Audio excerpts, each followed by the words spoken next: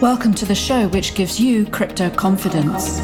We want to help you navigate the sometimes confusing world of blockchain and cryptocurrencies and make smart, informed choices as a consumer. Brought to you by the marketing communications team at Blocksparks.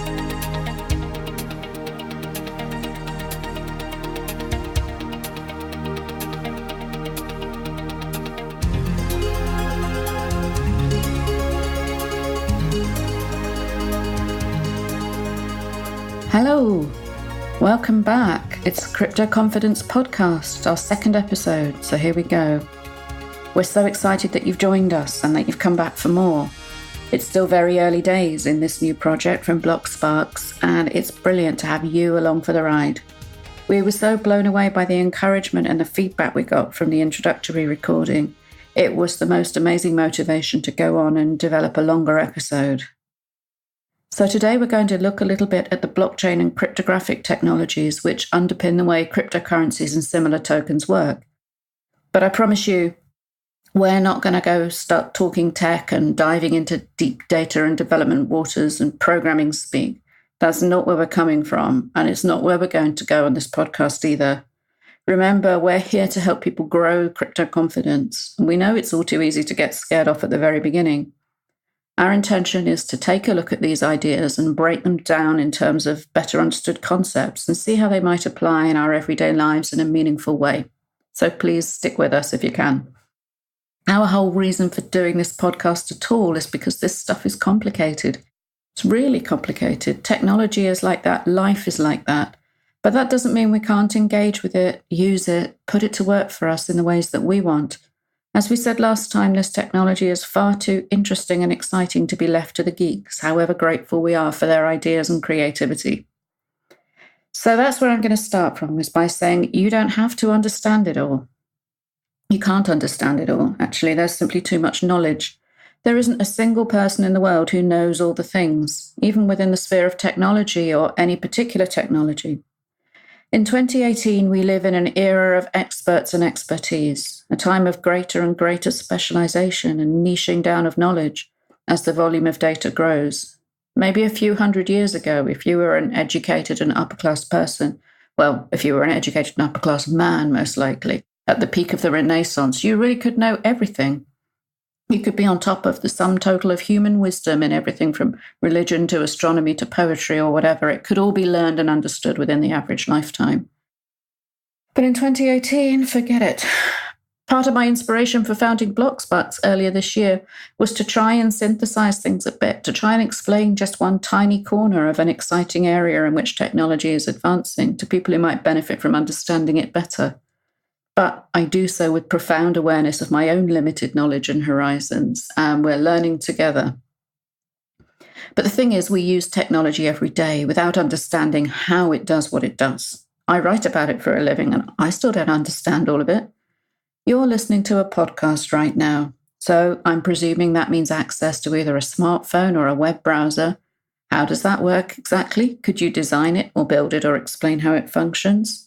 If so, then you probably shouldn't be listening to this because it's going to be way too basic for you. What about the medication you take when you're unwell, or the induction radiation which boils the water for your vegetables? It doesn't matter how they work because you know exactly how to work them. Just like you don't have to understand the differential steering mechanism on your car, because when you turn the steering wheel, the driving wheels on the road turn the right amount in the desired direction and your car goes round the bend. You don't have to give it a second thought. As technology advances and offers us more and more in our everyday lives, the stakes go up and we learn to trust it more, as it does more and more things so that we don't have to. In driving, again, we've progressed from automatic gear changes to cruise control, and just around the corner we have self-driving cars, requiring that we put our trust in the machines incrementally more with every advance. It's because we trust in the science that develops it as it builds upon what's gone before. And also the brands we trust to provide our vehicles, or our processed food, or our biosimilar medicines, or our air travel. And most of the time, these providers don't screw up and our trust is repaid. Personal finance and larger-scale finance and economics is arguably just the same. We cheerfully abdicate understanding in favor of trust of specific products and brands. And they mostly repay that by not visibly screwing up. We have highly regulated institutions and principles to make sure that things at least run consistently, whoever the real beneficiaries are. And that's just as well because research by Motley Fool in 2016 indicated that fewer than 66% of US consumers properly understood compound interest, let alone anything more mathematically complex relating to money. That's hardly surprising, the way the subject is taught in schools today. My daughters are learning lots of useful ways of calculating the angles within triangles, should they ever need to do so, but they're not learning how to balance a budget or compare annual percentage rates or read a balance sheet. How about enough probability theory to assess risk and odds? I could go on, and I do sometimes, but application of knowledge is where the magic happens, and it's not happening in the classroom a lot of the time. Anyway, the main upshot is that even if we're privileged enough to live within a developed economy with access to what we regard as a normal set of financial products and services, a lot of people don't understand how they work or what their options are. And the unfair fact remains that the less you know and understand, the more you're going to pay to use it, whether that means failing to find good deals and bargains, not switching to the best utility rates, or living with the wrong kind of debt. So no, you don't have to know how every bit of tech in your bank or your phone or your car works, but you absolutely need to know the rules of the road to drive any of the above safely. And if you understand a little bit more than the bare minimum, you can make better choices as a consumer about what's right for you. You need to know your own limits and what all the moving parts are going to do before you can hit the road, whatever you're trying to use. So what we're going to try and do here is to help you develop your crypto and blockchain street smarts. Get around the highway code at least. Focus on the stuff that is helpful to know and understand and leave the mathematical, techie heavy lifting to the experts. So have you got your learner plates and your safety belt? Let's go.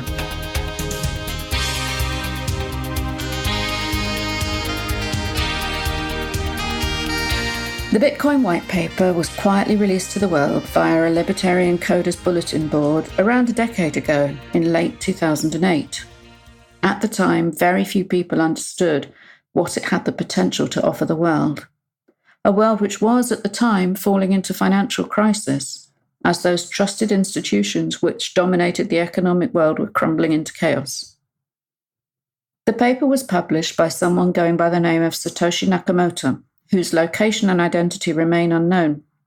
There's a great origin story here, and we will return to it in a future episode for sure.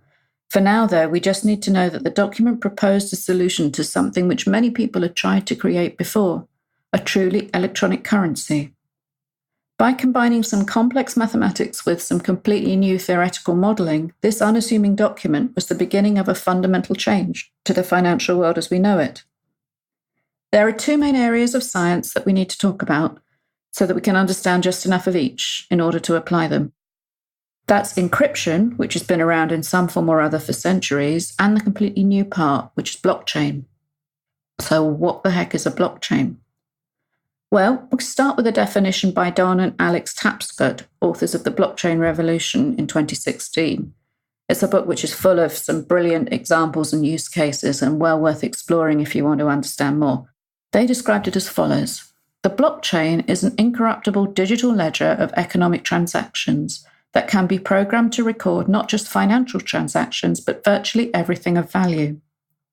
So let's unpack that a bit and roll it back. Why do we even need that? Well, the basic challenge of distributing anything digitally is that it simply gets duplicated. If I want to send you a digital asset like an MP3 file or an image, a photograph, I attach it to a message, but I still have it as well. You haven't taken it from me, so it follows that I haven't truly transferred it to you. All I've done is make a copy of it. That's why we haven't been able to send value, actual money, digitally in the past from one person directly to another. I can't send you €50 by attaching it to an email or a text message. If I send you a bank transfer instead, it looks like I'm sending it directly from my account to yours, but actually we both depend on a controlling institution, the bank, to debit it off my account and add it to yours. There might be more than one bank involved, but that's essentially how it works. Without those trusted third parties managing it, the transfer wouldn't be valid, and we'd have what's called the double spending problem.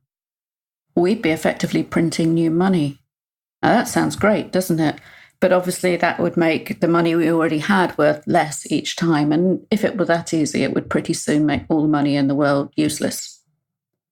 This is the problem that blockchain solves, the thing that was truly revolutionary about the Bitcoin white paper. And by doing so, by tackling this issue, it removes the need for those trusted third-party institutions like banks, who are incidentally the only ones actually allowed by governments to print new money. That's why you'll sometimes hear the confusing term trustless applied to blockchain transactions. Trustlessness, it's hard to say, it sounds like a bad thing, a lack of trust. But what it actually means is that the trust is superfluous. It's not required at all because we have transparent verification instead. So how does it work? Okay, well, a blockchain is really just a database. But unlike the bank's ledger, which is kept extremely securely, this one has some special properties, and it's not controlled by a specific entity. It exists everywhere, multiple copies, updated simultaneously. It's a little bit like editing a Google document with lots of other people, if you've ever done that. But that's not a perfect metaphor because it's not quite real time. Instead, data gets written to it in blocks around every 10 minutes presently. Maybe it's more like a Google spreadsheet than a document, and each author, who represents a node on the blockchain, competes to write the next line on the ledger, which contains the latest bundle of transactions being propagated across the network. So this spreadsheet is strictly write-only. Anyone can see it, but you can only add to it. You can't delete or change anything already there. To do so, in fact, you'd have to replace the whole thing, which would be impossibly expensive in terms of time and computing power. And as that list gets longer, it gets stronger and harder to attack. Each chunk of data written to the database links back to the previous one, just like the total on a paper ledger is carried over to the following page. And each one is secured by a unique cryptographic hash connecting the blocks together in a chain. So that's what a blockchain is. It's a slow and clunky database. The oldest, longest public blockchain is the Bitcoin blockchain, which will reach its 10th anniversary in January 2019. But there are now many others, and that includes a number of private blockchains with different encryption requirements.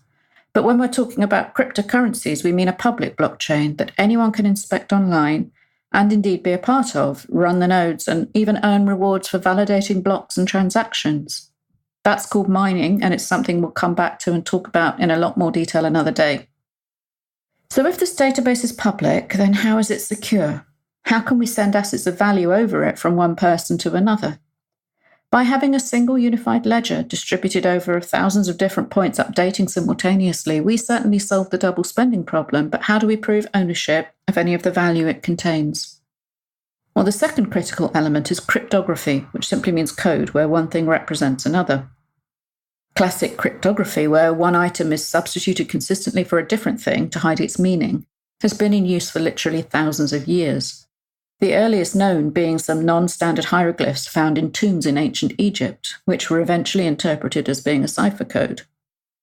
Throughout history, the espionage industry and anyone with intelligence to secure had developed more and more complex ways to encrypt and hide crucial information, such as the Enigma machine, which gave the Allies the advantage in World War II.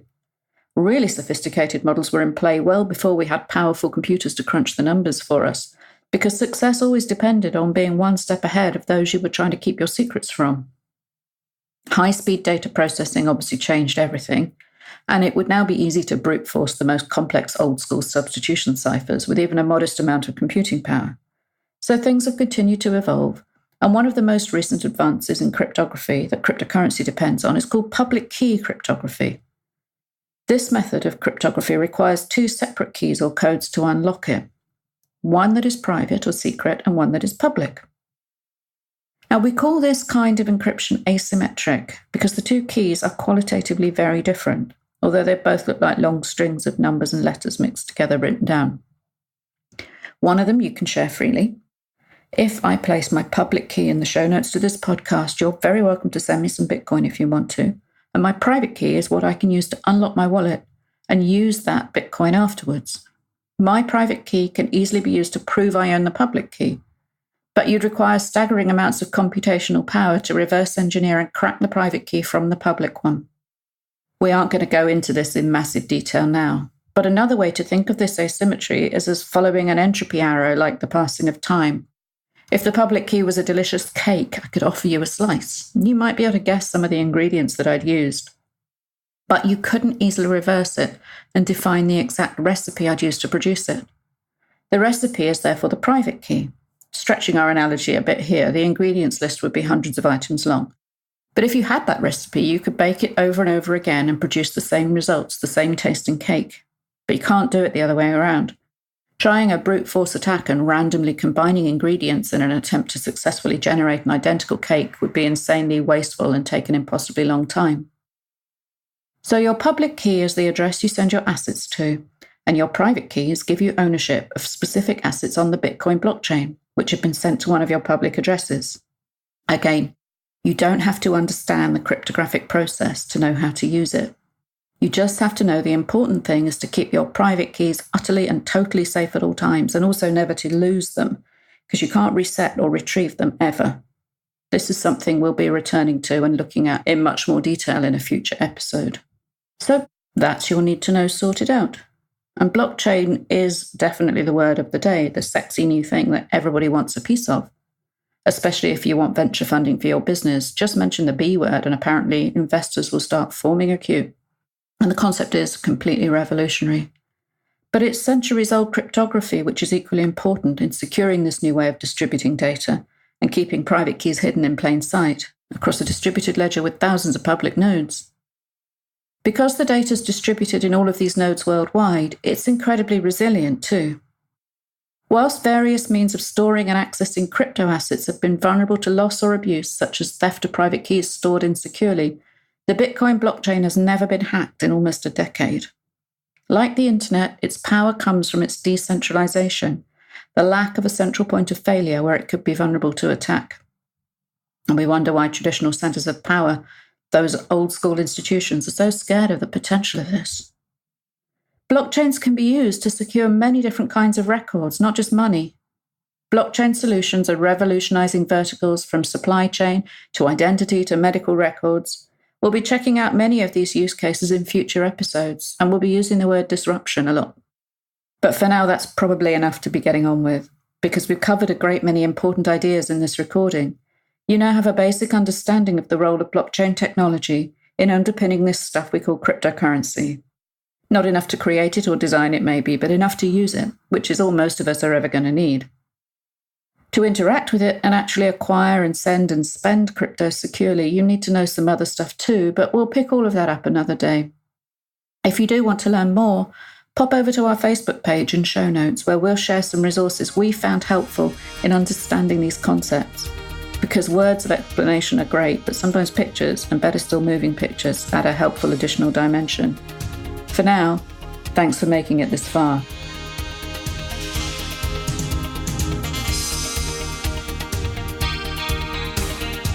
You just listened to a brand new episode of the Crypto Confidence podcast.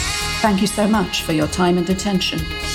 If you enjoy what you're hearing, please do take the time to like, subscribe and review us wherever you go to get your podcasts. And you can connect with us at CryptoConfPod on Twitter and in many other ways. Do check out the show notes for full details about how to get in touch.